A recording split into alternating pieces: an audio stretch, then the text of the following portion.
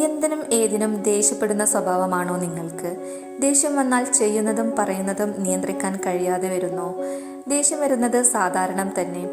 എന്നാൽ അമിത കോപം അല്പം ശ്രദ്ധ കൊടുക്കേണ്ട അവസ്ഥ തന്നെയാണ്. അമിത കോപത്തിന് പല കാരണങ്ങൾ ഉണ്ട്. ഇച്ഛാഭംഗം, വിഷാദം, അപകർഷതാബോധം, ഉത്കണ്ഠ, നൈരാശ്യം, ആത്മവിശ്വാസമില്ലായ്മ, ഇതൊക്കെ അവയിൽ ചിലത് മാത്രമാണ്. നിങ്ങളുടെ മനസ്സിനേക്കാൾ വേഗത്തിൽ നിങ്ങളുടെ വായയെ പ്രവർത്തിപ്പിക്കുന്ന വികാരമാണ് കോപം. നാം കോപിക്കുമ്പോൾ ഉള്ളിൽ തീ ജ്വലിക്കുന്നത് പോലെ അനുഭവപ്പെടും. ഉള്ളു ചുട്ടുപഴുക്കുകയും നാം ചൂടാകുകയും ശരീരം വിയർക്കുകയും ചെയ്യും. നമ്മുടെ വയറ് കോച്ചി പിടിക്കുകയും രക്തസമ്മർദ്ദം ഉയരുകയും നമ്മുടെ വേദനയ്ക്ക് ഉത്തരവാദികളായവർക്ക് കഠിനമായ നാശനഷ്ടങ്ങൾ വരുത്താൻ നാം തയ്യാറെടുക്കുകയും ചെയ്യും. മറ്റു ചിലപ്പോൾ നാം നമ്മുടെ കോപം ഉള്ളിൽ അടക്കുകയും മനസ്സിൻ്റെ ആഴത്തിൽ കുഴിച്ചിടുകയും അത് തനിയെ ശമിക്കുമെന്ന് പ്രതീക്ഷിക്കുകയും ചെയ്യുന്നു. കോപത്തോടുള്ള അത്തരം പ്രതികരണം നിശബ്ദരാകാനും നമുക്ക് ചുറ്റുമുള്ള ആളുകളിൽ നിന്ന് അകന്നു നിൽക്കാനും നമ്മെ പ്രേരിപ്പിക്കുന്നു. സംഘർഷങ്ങളുടെയും തെറ്റിദ്ധാരണകളുടെയും കലുഷിതമായ ബന്ധങ്ങളുടെയും ലോകത്ത് നാം ജീവിക്കുമ്പോൾ കോപത്തോടെ പ്രതികരിക്കാൻ നമ്മെ പ്രേരിപ്പിക്കുന്ന നിരവധി കാര്യങ്ങൾ സംഭവിക്കാറുണ്ട്. നമ്മുടെ കോപം ചില സമയങ്ങളിൽ ഉചിതമാണെങ്കിലും മറ്റു സമയങ്ങളിൽ വലിയ അപകടത്തിലേക്ക് നയിക്കാൻ സാധ്യതയുണ്ട്. നമ്മിൽ പലരും ക്ഷിപ്രകോപികൾ ആണ്. നമുക്ക് ഇഷ്ടമില്ലാത്ത എന്തെങ്കിലും പ്രവൃത്തി കണ്ടാൽ പെട്ടെന്ന് ദേഷ്യം വരികയും അപ്പോൾ തന്നെ അതിന് കാരണക്കാരായ ആളുകൾക്ക് എതിരെ വാക്കുകൾ കൊണ്ടും പ്രവൃത്തി കൊണ്ടും പ്രതികരിക്കാൻ ഇഷ്ടപ്പെടുന്നവരുമാണ് ഇത്തരക്കാർ.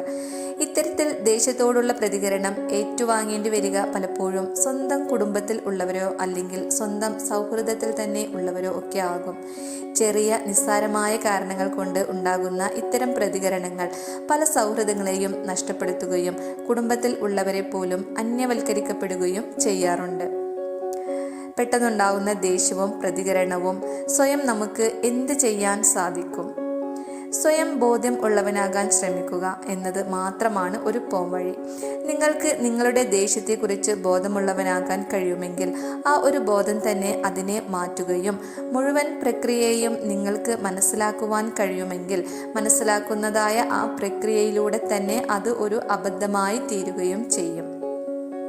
വെറുപ്പുള്ളവനും ദേഷ്യമുള്ളവനുമായി തീരുന്നതിൻ്റെ ഒരടിസ്ഥാന ഘടകം അതിനെക്കുറിച്ചുള്ള അജ്ഞതയാണ്, അതിൻ്റെ പ്രവർത്തനത്തെക്കുറിച്ചുള്ള അറിവില്ലായ്മയാണ്, അതേപ്പറ്റിയുള്ള ജാഗ്രതയില്ലായ്മയാണ്.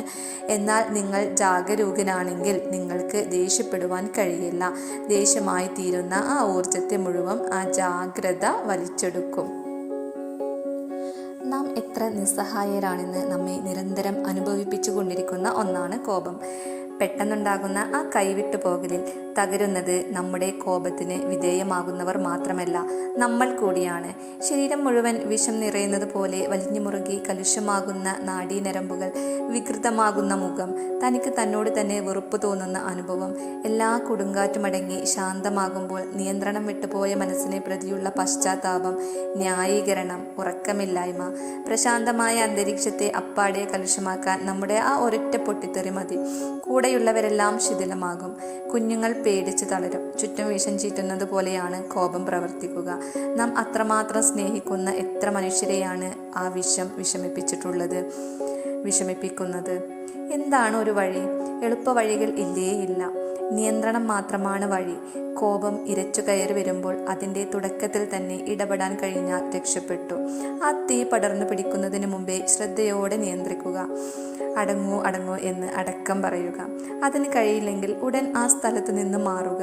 എങ്ങോട്ടെങ്കിലും ഇറങ്ങി നടക്കുക. ഉള്ളിലെ തീ അടങ്ങുന്നത് വരെ പുറത്തു കഴിയുക. എല്ലാം ഒന്ന് സൗമ്യമാകുമ്പോൾ തിരിച്ചു വരിക. അതൊരു വലിയ സാമൂഹ്യ പ്രവർത്തനമാണ്, സ്വയം സേവനവുമാണ്.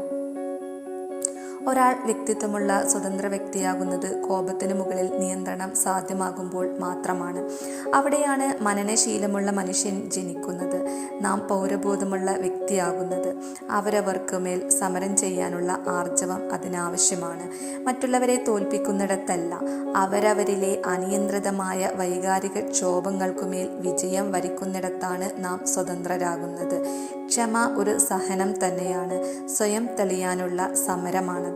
കോപത്തെ വരുതിയിലാക്കാനുള്ള ഒരേ ഒരു വഴി. അമിത കോപം നിയന്ത്രിക്കാൻ സഹായിക്കുന്ന ചില വിദ്യകൾ നമുക്ക് ഇവിടെ പരിചയപ്പെടാം. നാവിനെ അടക്കുക എന്നുള്ളതാണ്. തൊടുത്ത അമ്പ് പോലെയാണ് പറഞ്ഞുപോയ വാക്ക് എന്ന് പറയുന്നത് സത്യം തന്നെയാണ്. കോപിക്കുമ്പോൾ മാനസിക നിയന്ത്രണമില്ലാതെ നാം പറയുന്ന കാര്യങ്ങൾ പിന്നീട് പ്രശ്നം കൂടുതൽ വഷളാക്കും. അതിനാൽ ദേഷ്യം തോന്നുമ്പോൾ കഴിവതും സംസാരിക്കാതിരിക്കാൻ ശ്രദ്ധിക്കുക.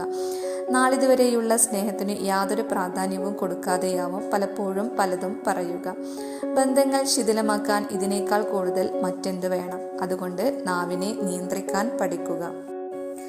അതുപോലെ തന്നെ മനസ്സിനെ നിയന്ത്രിക്കുവാൻ സാധിച്ചാൽ എല്ലാം കഴിയുമ്പോൾ ഒന്നും വേണ്ടായിരുന്നു എന്ന തോന്നൽ ഒഴിവാക്കാം.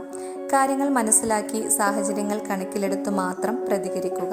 ഇത് ബോധപൂർവം വളർത്തിയെടുക്കേണ്ട ഒരു ശീലമാണ്. ദേഷ്യം വരുമ്പോൾ 100 തൊട്ട് താഴേക്ക് എണ്ണുക. കണ്ണടച്ച് ശ്വാസം അകത്തേക്കും പുറത്തേക്കും എടുക്കുക. ഒരുമിച്ച് ആസ്വദിച്ച നല്ല നിമിഷങ്ങൾ ഓർക്കുക തുടങ്ങിയ വിദ്യകൾ പരീക്ഷിച്ചു നോക്കാവുന്നതാണ്. എപ്പോഴാണ്, ആരോടാണ്, എന്തിനാണ് ദേഷ്യം തോന്നുന്നത്? എങ്ങനെയാണ് ദേഷ്യം വരുമ്പോൾ പ്രതികരിക്കുക? ഇത് മാനസികാരോഗ്യത്തെയും ശാരീരികാരോഗ്യത്തെയും ബാധിക്കുന്നുണ്ടോ? മറ്റുള്ളവരുടെ പ്രതികരണം എന്താണ്?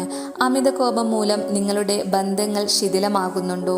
ഇത്തരം ചോദ്യങ്ങൾക്കുള്ള ഉത്തരം കണ്ടെത്തുവാൻ ശ്രമിക്കുന്നത് പലപ്പോഴും നിങ്ങളെ തന്നെ വിലയിരുത്തുവാനും അതനുസരിച്ച് സ്വഭാവത്തിൽ മാറ്റങ്ങൾ വരുത്തുവാനും സഹായിക്കുന്നതാണ്. അപ്പോൾ ഫ്രണ്ട്സ്, നിങ്ങളുടെ അമിത കോപത്തെ നിയന്ത്രിച്ച് ബന്ധങ്ങളിൽ സ്നേഹം നിലനിർത്താൻ എല്ലാവർക്കും പറ്റട്ടെ. Thank you for watching.